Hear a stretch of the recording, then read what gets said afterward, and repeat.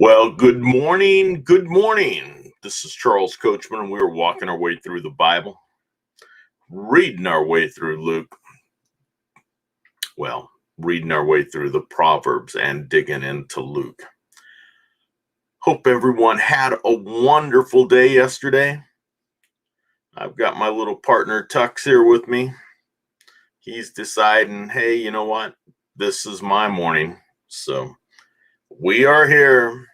We are here. Hope everyone had a great day yesterday. Mine was a little trying, but turned out to be a good day. So, hey, I can't ask for more than that. It's not the way it starts; it's the way it finishes. And actually, my day started great. Just some of the rough spots were in the middle. Let's take a quick look and check out our shout outs, see what we've got today. And Tux is deciding, hey, people, I've had enough. I don't need any more airtime. Okay. Birthday shout out. It goes to Smokey Garrett. Smokey is a Keller Williams realtor down in Texas. He has been with Keller Williams for many, many years and is just a phenomenal agent. So Smokey Garrett, happy birthday to you. And if it's your birthday out there, happy birthday to you. Wishing all of you the very best on your special day, and especially you, Smokey. Have a great, great day. Okay, let's take a quick look. Kevin Fitzgerald, good morning. Good morning to you. And absolutely blessings to all. Good morning, Charles and Tux. Scott Ricard, good morning. Yeah, Tux came in at the very last minute as I was getting things set up and said, yo, it's time. You know, we didn't get much me time last night, so it's time for me to climb up on you. Kathy Sherritt's Carvajal, Charles Tux, and the rest of the group, good morning. Good morning, Kathy. Yeah, my little baby Tux might be the closest I get to a grandchild, so I have to enjoy him immensely. And Scott, good morning, Kathy. And then here's our friend Ken Walls of the Grow Live Academy, and he is a very, very good guy. So Ken, good morning, man. And good morning, Franknell. Good morning. Let's say good evening over in the Philippines. Good evening to you. Thank you for being here. And so I was actually thinking about you, Franknell. Do you work in the evening, or are you coming home and readying for bed at night? And good morning to Ken, and good morning to all who are watching. All right, let's go ahead and get ourselves kicked in. We are going to take a look at, let's pop in one more. Hey, Doug Wing, good morning to you. Doug, thank you for being here. I really appreciate it. And the light of the world, and that's exactly what we're going to be talking about. And good evening, Franknell. Okay, let's dig in here. Boom. So we are going to get to Proverbs chapter 3, 1 through 35, Luke 23, 1 through 12, and as always, put on the whole armor of God. Put it on. So I'm going to go ahead and see if I can locate in my Bible Proverbs. Proverbs 3, the rewards of wisdom. My son, do not forget my teaching, but let your heart keep my commandments. For length of days and years of life and peace they will add to you. Do not let kindness and truth leave you. Bind them around your neck, write them on the tablet of your heart, so you will find favor and good repute in the sight of God and man. Trust in the Lord with all your heart and do not lean on your own understanding. Read this one more time. Trust in the Lord with all your heart and do not lean on your own understanding. In all your ways acknowledge him, and he will make your path straight. Do not be wise in your own eyes. Fear the Lord and turn away from evil. It will be healing to your body and refreshment to your bones. Honor the Lord from your wealth and from the first of all your produce. So your barns will be filled with plenty and your vats will overflow with new wine. My son, do not reject the discipline of the Lord or loathe his reproof. For whom the Lord loves, he reproves, even as father corrects the son in whom he delights. How blessed is the man who finds wisdom and the man who gains understanding. For her profit is better than the profit of silver, and her gain better than fine gold. She is more precious than jewels, and nothing you desire compares with her. Long life is in her right hand, in her left hand are riches and honor. Her ways are pleasant ways, and all of her paths are peace. She is a tree of life to those who take hold of her, and happy are all who hold her fast. The Lord by wisdom founded the earth. By understanding, he established the heavens. By his knowledge, the deeps were broken up and the skies drip with dew. My son, let them not vanish from your sight. Keep sound wisdom and discretion, so they will be life to your soul and adornment to your neck. Then you will walk in your way securely, and your foot will not stumble. When you lie down, you will not be afraid. When you lie down, your sleep will be sweet. Do not be afraid of sudden fear, nor of the onslaught of the wicked when it comes. For the Lord will be your confidence and will keep your foot from being caught. Do not withhold good from those to whom it is due, when it is in your power to do it. Do not go to your neighbor, do not say to your neighbor, go and come back, and tomorrow I will give it when you have it with you. Do not devise harm against your neighbor when he lives securely beside you. Do not contend with a man without cause if he has done you no harm. Do not envy a man of violence, and do not choose any of his ways. For the devious are an abomination to the Lord, but he is intimate with the upright. The curse of the Lord is on the house of the wicked, but he blesses the dwelling of righteousness. He blesses the dwelling of the righteous, though he scoffs at the scoffers, yet he gives grace to the afflicted. The wise will inherit honor, but fools display dishonor. There is a lot of good words in there, good sayings that we need to bury ourselves and need to let our hearts just be loaded with these things. But one of the biggest ones is right off the bat, my son, do not forget my teaching, but let your heart keep my commandments. For the length of days and years of life and peace they will add to you.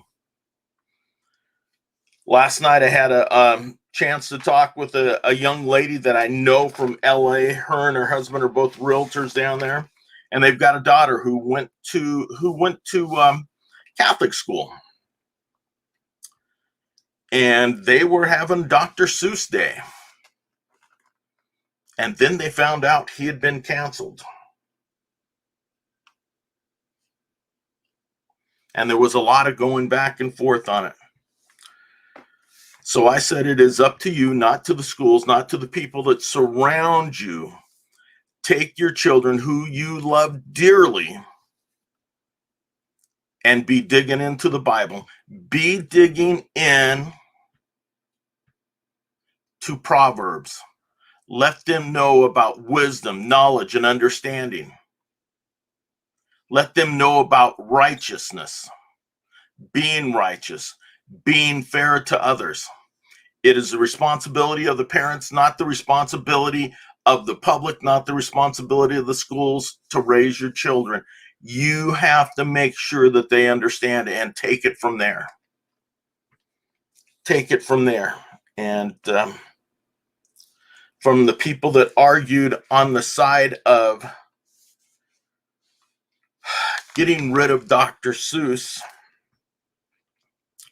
nobody disagreed with what I had to say. Nobody disagreed that, you know what, raise our children in a way that your family holds dear.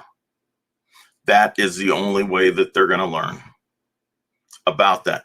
Whether you're going to a Christian school, whether you're going to a Catholic school, whether you're going to any type of private school, the way that you want your children raised depends on the parents. Yes, there can be outside influences, and there will be, but raise your children the way you want to be. And as we'll read later on, raise them when they're young, and they will not forget it when they are old. Going to turn to Luke 23, verse 1. Luke 23, verse 1. Then the whole body of them got up and brought him before Pilate. And they began to accuse him, saying, "We found this man misleading our nation and forbidding to pay any taxes to Caesar, and saying that he himself is Christ, a king." So Pilate asked him, saying, "Are you the king of the Jews?" And he answered him and said, "It is as you say. It is as you say." Then Pilate said to the chief priests and the crowds, "I find no guilt in this man."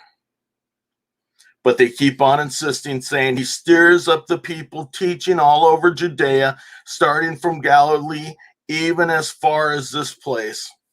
When Pilate heard it, he asked whether the man was a Galilean. And when he learned that he belonged to Herod's jurisdiction, he sent him to Herod, who himself also was in Jerusalem at the time. Jesus before Herod. Now Herod was very glad when he saw Jesus, for he had wanted to see him for a long time, because he had been hearing about him and hoping to see some sign performed by him. And he questioned him at some length, but he answered him nothing. And the chief priests and the scribes were standing there accusing him vehemently. And Herod with the soldiers, after treating him with contempt, mocking him, dressing him in a gorgeous robe, and sent him back to Pilate. Now Herod and Pilate became friends with one another that very day, for before they had been enemies with one another.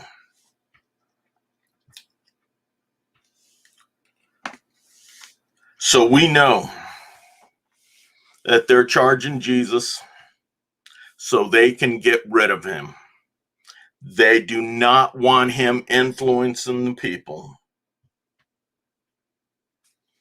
And so they go in with verse 2, and they began to accuse him, saying, "We found this man misleading our nation, forbidding to pay taxes to Caesar, and saying that he himself is Christ, a king." Well, we know that one of those was a lie.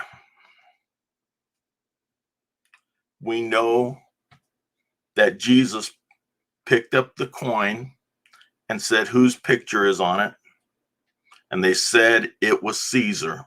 So he said, "What is due Caesar, pay Caesar. Pay your taxes." Now, of course, sometimes like our federal tax system and state tax system, taxes aren't fair. And people did not want to pay them. And the people collecting taxes back then, we knew and we know they were not fair. Their profits came from overcharging people. Their salaries came from overcharging people. But Jesus said, if it is due Caesar, pay Caesar. So this is the message that we're going to go through. This is the message that you should dig in and dig deep, because we're going to have a lot to learn, and this is going to be a very serious time here. I'm going to grab some of these real quickly before we end for the day.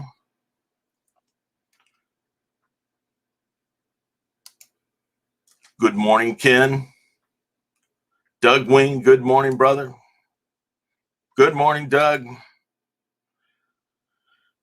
Frank Nell, good morning. Good evening. Gloria Brown, good morning to you. Thank you for being here. Good morning. Good morning. Good morning. Good morning.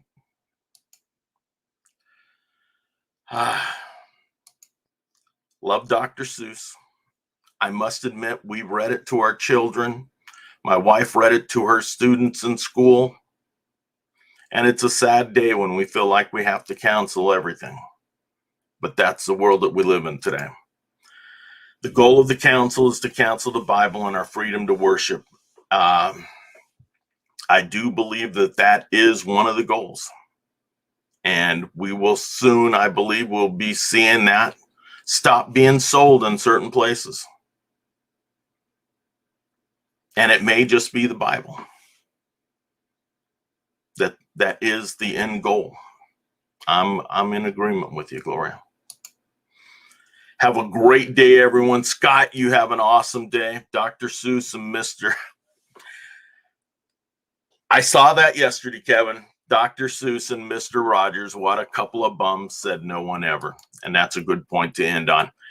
Thank you for being here. Thank you for digging in to the word. Thank you for taking the time to be with us this morning. And I certainly appreciate it. If you'd like to share this out, we would love that. If you'd like to follow some of these people around here, Ken Walls, Doug Wing, Gloria, Scott, Kevin, Kathy, all good people. And they have a lot of good, positive input out there on the internet.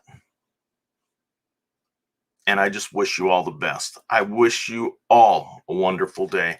Have a great day. I look forward to seeing you tomorrow as we continue our walk through the Bible, reading through Proverbs and digging into Luke. Have a great day. Look forward to seeing you later on. Bye.